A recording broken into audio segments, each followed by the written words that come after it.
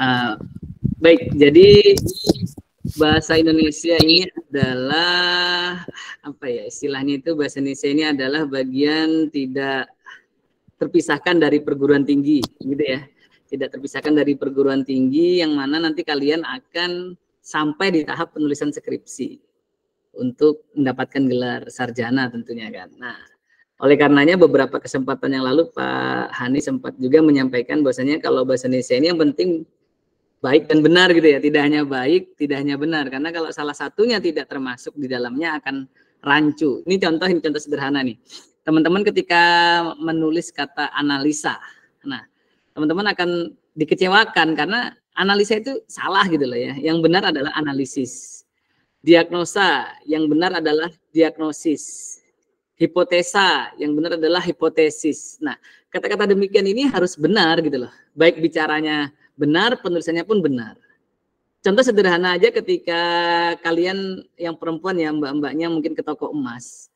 Mbak-mbaknya tidak mungkin menanyakan kata kedar gitu ya. Emasnya berapa kedarnya? Yang betul kan kadar ya, kadar. Kadarnya 23 karat, 24 karat, emas murni, kadarnya begitu ya. Jadi bukan sekedar, melainkan sekadar. Nah, yang sederhana seperti itu aja kadang kita salah. Nah, di kemudian hari nanti kalian di semester-semester akhir tentunya akan menuliskan seperti itu. Hipotesis, dugaan sementara, analisis dari sebuah kejadian, diagnosis dari sebuah kejadian dan lain sebagainya. Oleh karenanya adik-adik mahasiswa Pak Hani harapkan memang benar-benar mampu berbicara baik dan benar ya. Jadi tidak ada lagi kata waktu tuh waktu tuh, yang ada waktu itu. Nah, seterah saja kan Bu, nah apalagi seterah, yang ada terserah. Nah jadi gunakanlah bahasa Indonesia itu yang baik dan benar. Kita banyak jumpai di ruang-ruang publik kesalahan penulisan bahasa. Bisa jadi itu disebabkan ketidaktahuan. Contoh sederhana adalah ketika menulis kata-kata rumah ini dijual, tapi di sama jualnya itu spasi. Nah itu juga tidak tepat ya Mas Mbak ya. Jadi yang betul dijual itu tanpa spasi. Nah, karena dia tidak menunjukkan letak, kecuali di sana, di sini, di antara, di mana. Nah itu menunjukkan tempat. Di Samarinda, di kota Balikpapan, di kota Bontang, di Kabupaten Kutai Barat. Nah itu menunjukkan tempat, berarti nulis di dengan kotanya itu dipisah. Nah yang seperti itu maksud Bapak. Jadi teman-teman adik-adik mahasiswa harus tahu benar yang kita bicarakan. Jangan sampai nanti kalian mengatakan kepada dosennya, Ibu kapan kita praktek? Nah, praktek juga tidak ada, yang ada praktik. Karena bukan praktekum, tapi praktikum. Nah, seperti itu. Kemudian, Ibu kalau kita tidak melakukan tindakan ini, resikonya apa? Nah, bukan resiko, tapi risiko. Nah, kata-kata dasar inilah yang menjadi pembangun dari sebuah kata bahasa Indonesia. Saya mungkin tanya deh sama salah satu ya, mungkin Mbak Dewi Gita. Coba Mbak Dewi. Iya Pak. Oke, Mbak Dewi, Pak Hani mau tanya Mbak Dewi, sapi itu berapa kata Mbak Dewi? 1. Berapa suku kata? 4. Suku kata 4 itu huruf Mbak. Loh. Suku kata Mbak. Sapi itu 1 kata aja Pak. Berapa suku kata Mbak Dewi? 2. Sa dan pi. Berapa huruf? Pi. 4 huruf. 4. Apakah sapi itu satu kalimat Mbak Dewi? Bukan Pak. Alasannya? Alasannya kalau satu kalimat itu biasanya ada subjek, objeknya gitu nggak sih Pak? Oke, baik. Biasanya satu kalimat, bukan biasanya, memang harus ya. Yang dimaksud satu kalimat itu minimal terdiri dari subjek dan predikat. Ya, saya memakan daging sapi. Nah, sayanya subjek, memakannya predikat, dagingnya itu objek, sapinya pelengkap. Saya memakan daging sapi. Pagi ini ada keterangan waktunya. Di rumah makan Banjarsari ada keterangan tempatnya. Jika kalimat seperti itu baru kalimat yang efektif ya. Baik, terima kasih Mbak Dewi ya. Oke, saya bertanya kembali kepada teman-teman yang lain, kepada Alia Siti. Iya, Pak. Alia, kalau kerbau, kerbau itu berapa kata, Alia? Eh, bentar, Pak. 2. Kata, Alia, kali kata, Oh, kata. kata. 1. Berapa suku kata? 2. Berapa huruf? 6. Huruf, oke. Apakah kerbau itu satu kalimat? Bukan, Pak. Kenapa? Karena apa ya? Karena tidak ada subjek, objek, dan predikat. Oke. Sekarang coba buatkan kalimat dari kata kerbau. Sebentar ya, Pak. Saya mikir dulu. Langsung aja, nggak apa-apa. Seadanya aja. Ini kita lagi pemanasan saja. Ice breaking ya namanya ya. Biar kalian fokus dulu. Alia Siti, dari kata kerbau dibuat menjadi kalimat. Oke. Apa ya? Bentar, Pak. Ngeblank, Pak. Nah, iya. Ada yang bisa bantu Alia? Silahkan. Oh ya, ini Pak, saya Oh, sudah sudah. dapat. Saya sedang memberi makan kerbau. Iya, yang menjadi subjek apa Alia? Eh, bentar. Yang lainnya fokus ya.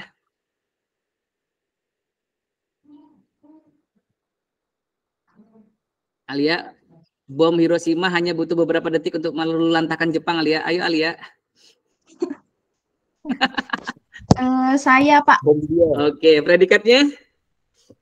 Predikat. Kalau predikat itu, Ayo, ini pelajaran masa saya lampau. sedang memberi makan kerbau. Bentar ya Pak. Nagasaki luluh lantah hanya beberapa detik setelah bom dijatuhkan, Alia. Makan. Predikatnya makan. Iya, saya sedang memberi makan kerbau. Oke, kerbaunya jadi? Kerbaunya jadi Objek atau pelengkap atau yang lain? ya itu kayaknya pelengkap. Ya, oke. Kita dengarkan pendapat. Terima kasih Mbak Alia. Sekarang yang Pak Hanifin silakan bicara ya. Aliatul Imamah lagi nih, Alia. Oh beda, tadi Alia nih Aliatul. Iya Pak. Oke, terdengar suara Bapak ya Mbak ya? Dengar Pak. Oke Mbak, sekarang ada kata-kata gizi. Gizi berapa kata Mbak? 1 Bapak. Berapa suku kata? 2. 2. Berapa huruf? Ada 4. Oke, sekarang bikin kalimat tentang gizi yang memiliki subjek, predikat, objek, pelengkap, dan keterangan. Sebentar Bapak. Ayo, ayo. Jangan sampai bom atom Hiroshima Nagasaki pindah ke Samarinda. Aliatul Imamah. Namanya bagus-bagus ini.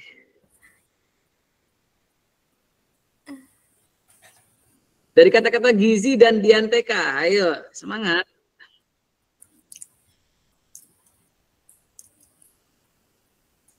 Begini Bapak. Saya masuk jurusan gizi dan dietetika di Poltekkes Kaltim.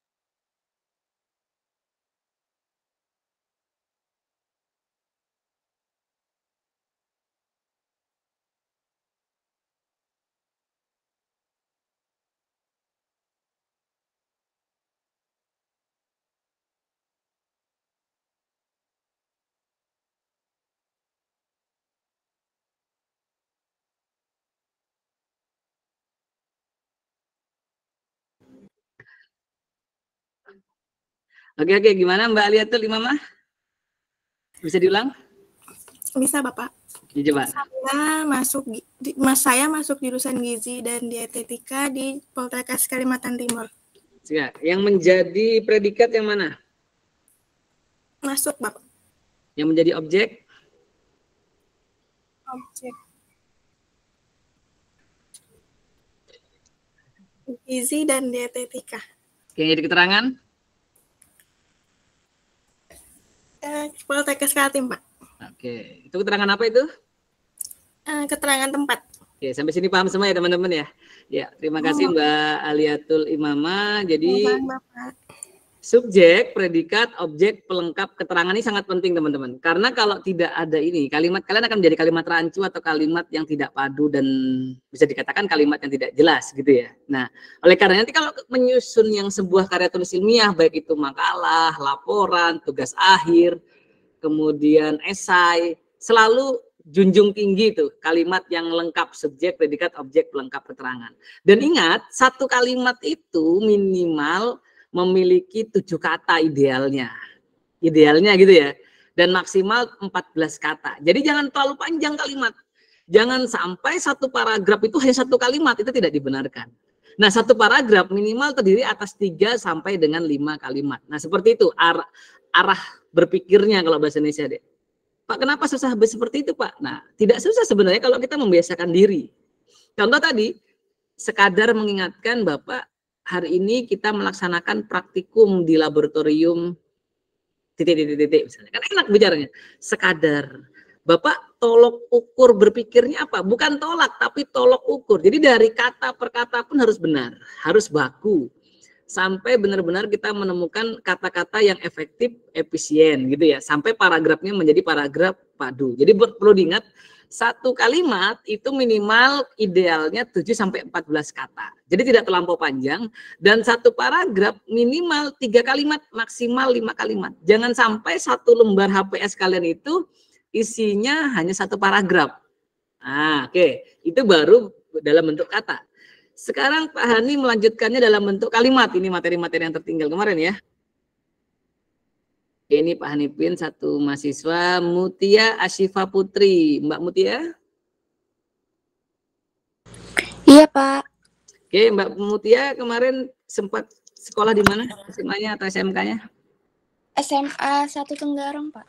SMA Negeri 1 Tenggarong ya. Oke, Mbak Mutia. Di SMA Negeri 1 Tenggarong ada berapa tanda baca yang Mbak Mutia tahu atau pelajari? Maksudnya gimana, Pak? Jumlah tanda baca ada berapa nih Mbak Mutia? Bisa disebutkan mungkin?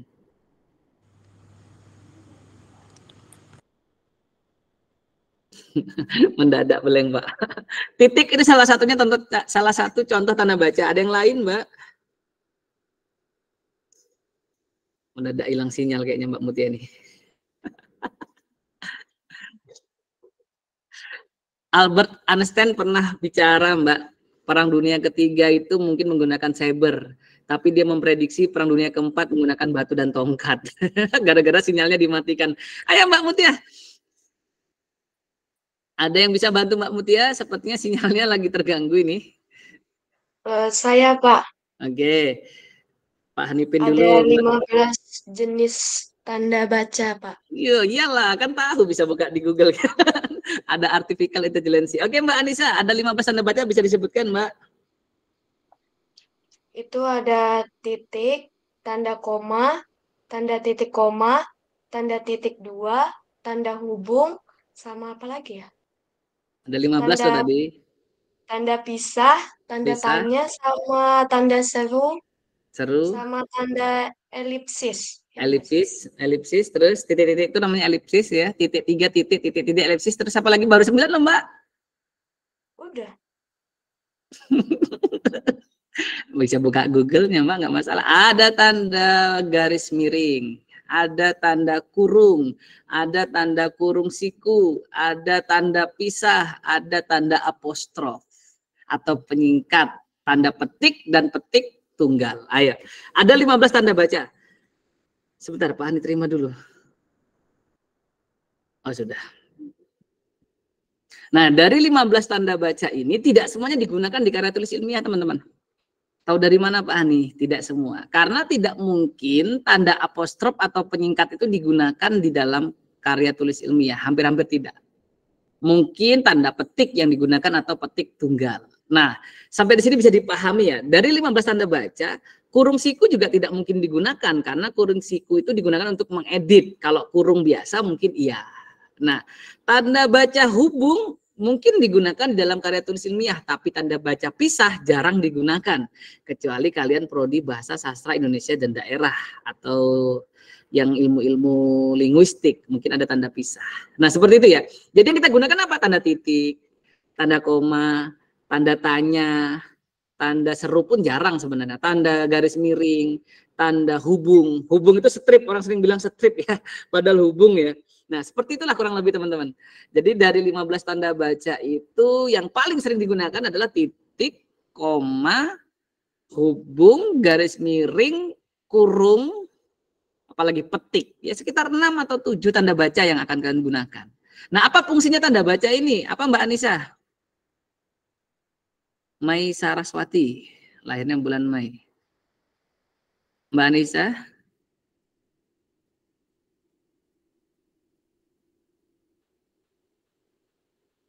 Mbak Anissa, pendiri Apple atau iPhone atau iWatch atau MacBook itu tidak pernah menduga Mbak kalau Apple yang tergigit sedikit itu menjadi brand terkenal di dunia. Ayo Mbak, duga-duga dulu Mbak.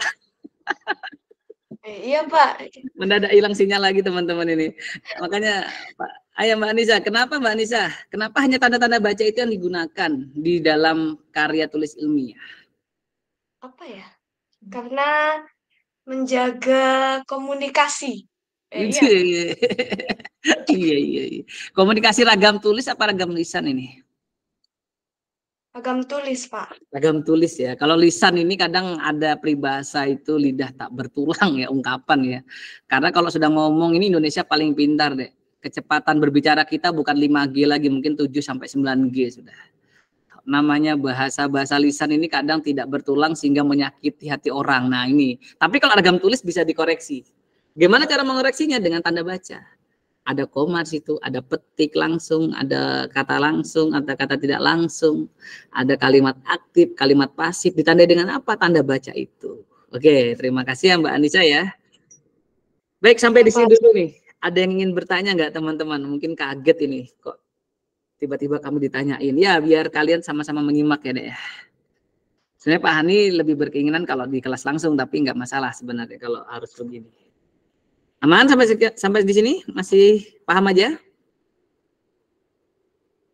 Oke, sekarang Pak Hani satu orang lagi. Siti Lisfah Zilvia. Waduh, namanya bagus-bagus. Mbak Siti. Nah, apakah Mbak Siti sedang tertidur? Iya, Pak. Oke, Mbak Siti. Iya, Pak. Oke, coba Mbak Siti Lisfah Zilvia jelaskan apa saja yang sudah Pak Hani ceritakan sama teman-teman nih, karena ada beberapa teman-teman yang baru bergabung ini. Silahkan Mbak Siti.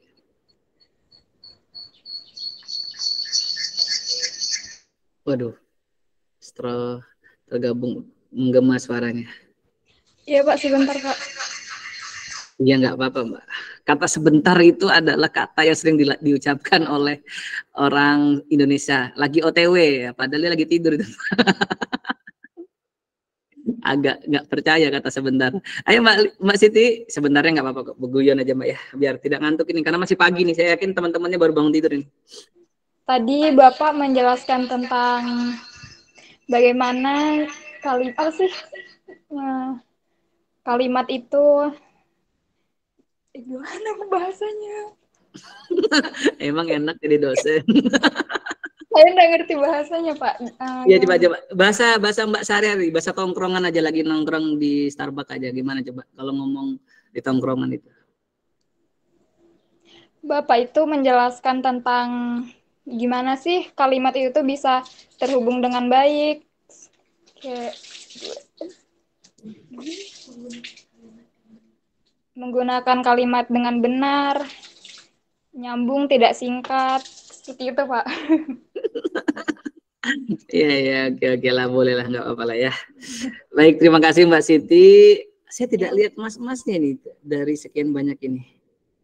Mbak-mbaknya aja nih, ada beberapa aja mas-mas. Oke, ada satu lagi deh yang saya mencoba simpulkan sampai sejauh ini.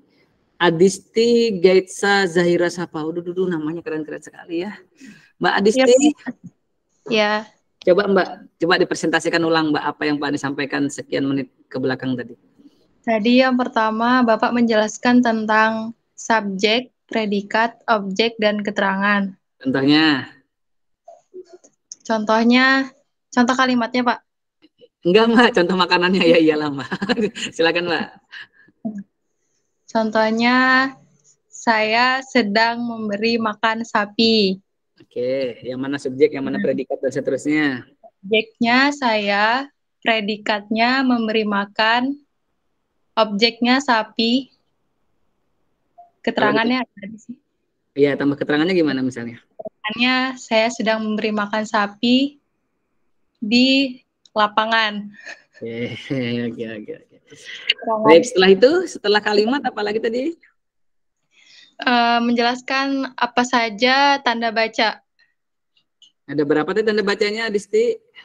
Ada 15, tapi yang sering kita gunakan di skripsi atau karya tulis ada berapa tadi ya? Ada titik, koma, tanda hubung, titik 2, tanda tanya. Ada 5, Pak. 6. Ya, suka-suka Mbak Adisti lah ya. Yang jelas yang sering digunakan itu ya titik, koma, petik, tanda tanya bisa, tanda garis miring atau kurung juga bisa ya. Apalagi Mbak Adisti setelah tanda baca? Setelah itu syarat buat kalimat efektif atau paragraf tadi apa saja? Oh iya, syarat membuat paragraf efektif itu terdiri dari 4 sampai 5 kalimat. Ada tadi Bapak bilang 3 loh. Ya udah, lanjut. Satu kalimat yang efektif terdiri dari berapa kata? Satu kalimat efektif terdiri dari 3 sampai 4 kata. Satu kalimat efektif terdiri dari 7 sampai dengan 14 kata, Mbak. Oh iya, Pak. Iya, nggak apa-apa. Mungkin jaringan tadi sempat hilang-hilang, Mbak ya. Baik, Mbak. Coba saya tanya, Mbak. Yang betul itu analisa atau analisis, Mbak? Analisis. Diagnosa atau diagnosis? Diagnosis. Hipotesa atau hipotesis? Hipotesis. Praktek atau praktik? Praktik. Resiko atau risiko? Risiko. Sistem atau sistem? Sistem. Oke, baik. Terima kasih Mbak Adisti. Sama-sama, Pak. Yang lain lagi nih, kita lihat lagi nih. Ini nih. Pak Hani nggak bisa lihat langsung karena kalian kan off cam, tapi nggak apa-apa. Rahmania Nur Azhara. Iya, Pak. Oke, coba Mbak diulang tadi Mbak yang disampaikan Mbak Adisti Getsa.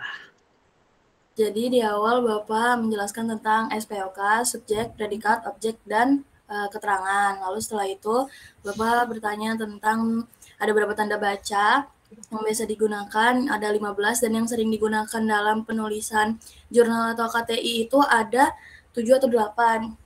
Untuk penulisan, apa tadi Pak? Yang itu idealnya dalam satu paragraf itu terdiri dari 3 sampai 5 kalimat. Untuk satu kalimat itu biasanya ada terdiri dari 7 sampai 14 7 sampai 14 kata. Seperti itu, Pak. Hampir sama ini Adisti sama Mbak Rahmania, bagus ini. Nah, sekarang Pak ditanya, Mbak, ini masalah kata lagi ya. Yang betul mempesona atau memesona?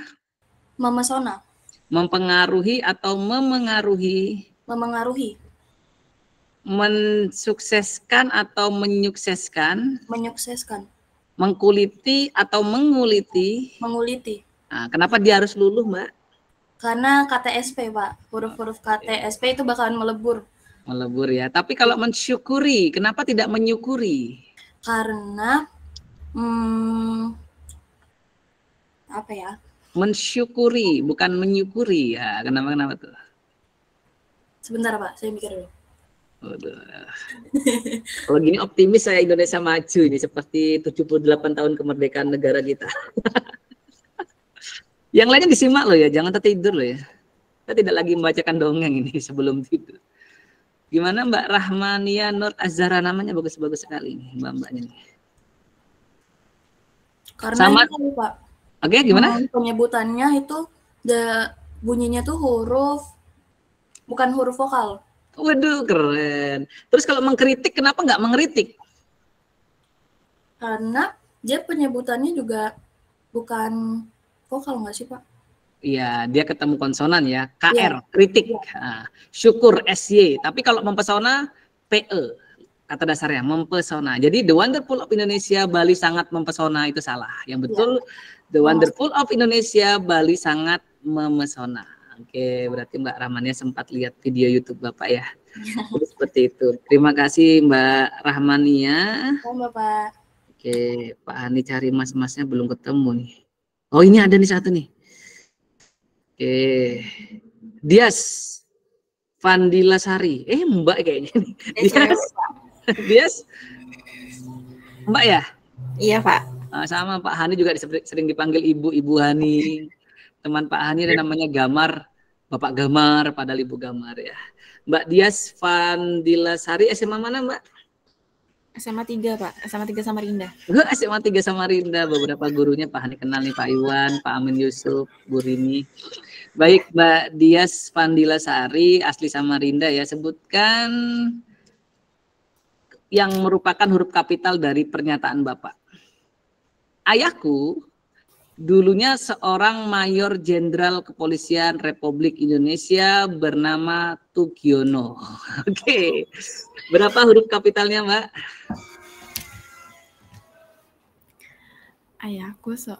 Ayahku dulunya adalah seorang mayor jenderal kepolisian Republik Indonesia bernama Tugiono.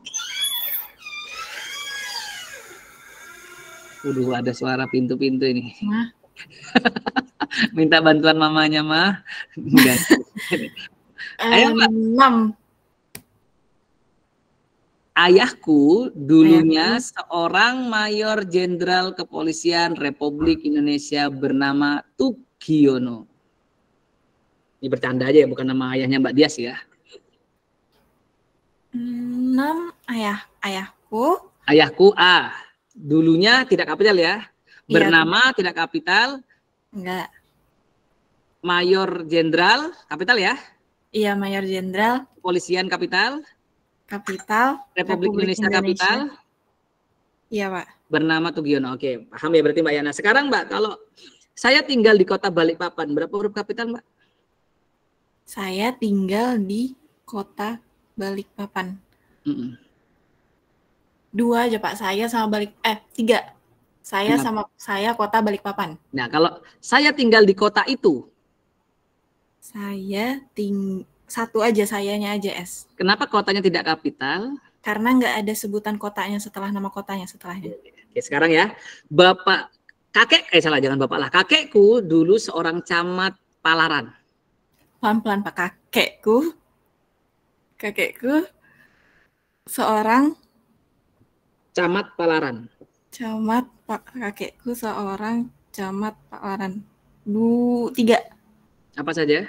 Kakekku camat Palaran. Kenapa dia huruf kapital? Karena habis camatnya ada nama kotanya, Pak. Oke, sebentar ya.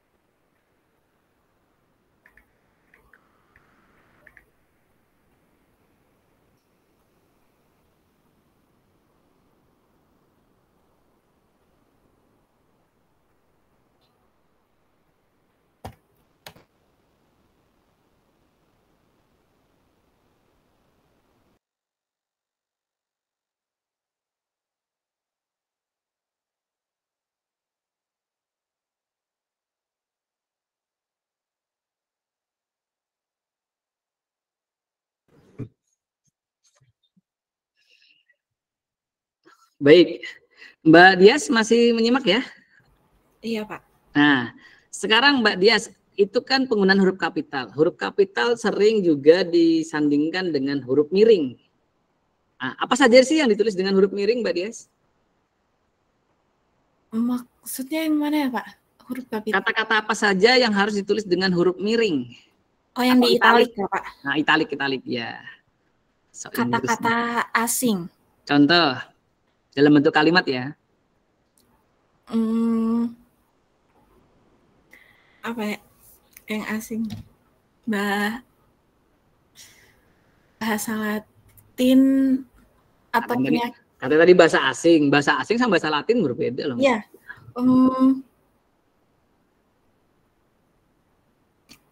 Bentar Pak, saya. Jadi Graham Bell, Mbak, tahu nggak Graham Bell, Mbak ya? Penemu apa Graham Bell itu, Mbak? Bell nggak, Pak? Enggak. Saya nggak usah kasih perumpamaan, nanti makin pusing lagi. Ayo Mbak Dias. Contohnya Oryza sativa, itu kan nama Latin dari padi. Kenapa Oryza sativa ditulis huruf miring? Karena bukan bahasa Indonesia. Oke, satu. Tadi bahasa Inggris, contoh yang ditulis dengan huruf miring dari bahasa asing, bahasa Inggris misalnya seperti apa? Iya cu, itu bukan loh ya, itu bahasa kalian tuh. Nggak anjir, nggak boleh gitu jangan gitu, teman-temannya dipanggil cu dan anjir. Itu nggak dimiringkan, itu nggak dibenarkan lah ya. Ayo Mbak Dias, seluruh data itu telah di backup. Apanya yang dimiringkan Mbak? Backupnya Pak. Kenapa Mbak? Karena bahasa asing, bahasa Inggris. Sampai sini paham Mbak ya? Paham Pak. Oke, terima kasih Mbak Dias. Ini Pak Hani baru pin lagi satu. Nazwa Faradila, Mbak Nazwa.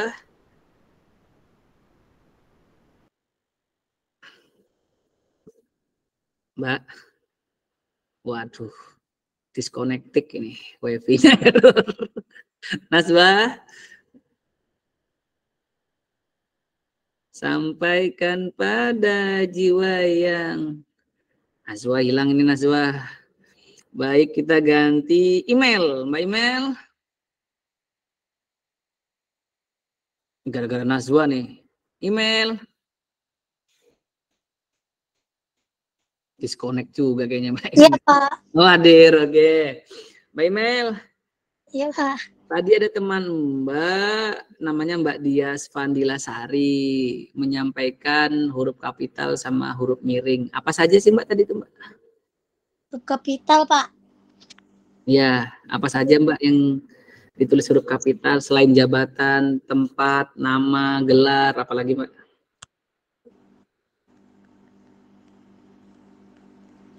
Bentar ya Pak, nge-lag. Suka-suka Mbak lah ya. Yang penting bisa ada suaranya. Ya Mbak.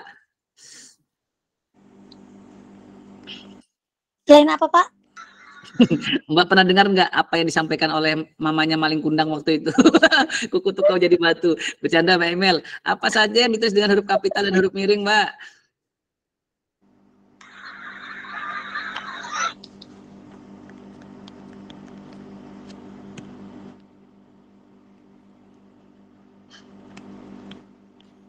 Jaringan sepertinya.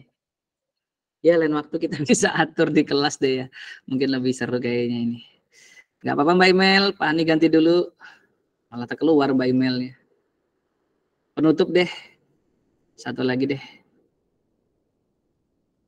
Aliatul Imamah. Mbak Alia, banyak nama A ya. Aliatul Imamah. Iya Mbak? Iya Pak. Bisa dinyaringin tidak suaranya Mbak? Bisa Bapak. Oke, coba Mbak ceritakan deh dari awal sampai akhir tadi tentang huruf kapital dan huruf miring. Dari kata, kalimat sampai huruf kapital dan huruf miring. Kalimat itu terdiri dari, kalimat sempurna itu terdiri dari SPOK Pak. Terus katanya berjumlah 7 sampai 14 kata. Terus paragraf, dalam satu paragraf itu harus ada 3 atau sampai 5 kalimat. Terus ada kata tanda baca juga, Pak. Tadi kurang lebih ada 15 tanda baca. Dan yang sering digunakan dalam skripsi ataupun KTI itu kurang lebih ada 7-8 tanda baca. Selanjutnya, kata huruf miring atau huruf kapital. Huruf kapital biasanya digunakan pada nama, gelar, nama kota,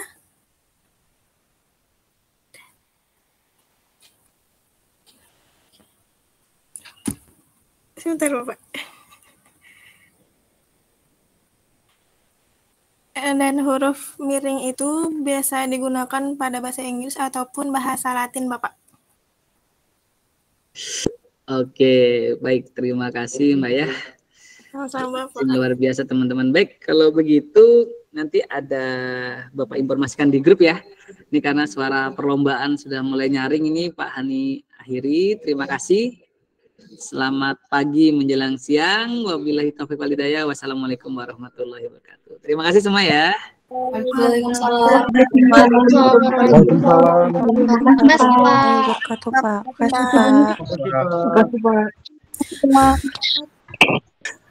Terima kasih Pak, sehat selalu Pak. Absen dulu ya.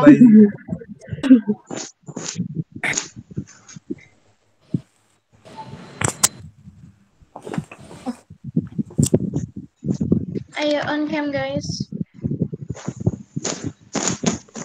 Sebentar ya. Sudah lo. Sudah lo. Abit on cam, Abit. Jo. Siapan kan Mbak ruangan? Nggak pakai baju lo. Emangnya aku peduli. Oke nih. Absen. Namanya? Mau mandi aku lo. Noel di jalan. Ikan sepat, ikan tongkol. Sepat, Bah. Cakep. Udah. Sabar. Anjrot. Kayak mana ini? Mas, ini Bisa nggak? Udah. di sana. Thank you, Ci. Beta. Ari, jemput abang Ri. Ari, jemput abang Ri. Bye. Ari, jemput abang Ri. Jemput abang kah? Iya Kak Manis. Iya, Ri. Ya Kak Manis. Jemput dong Manis. Apa iya?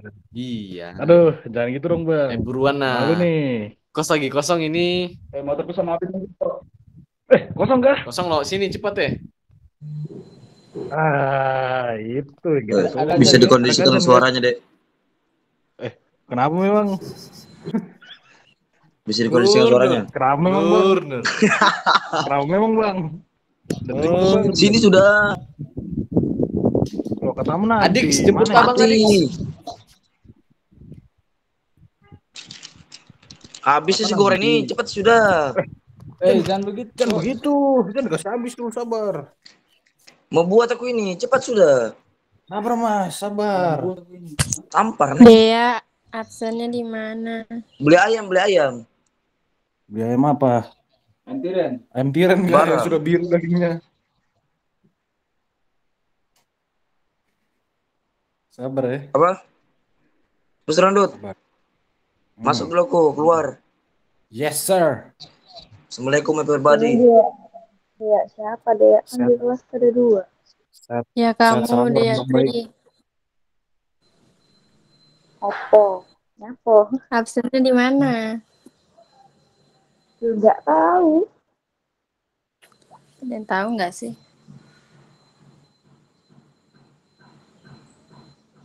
Mending metu aku. Boleh. Deh, chat aku ya kalau absen. Oh, aman.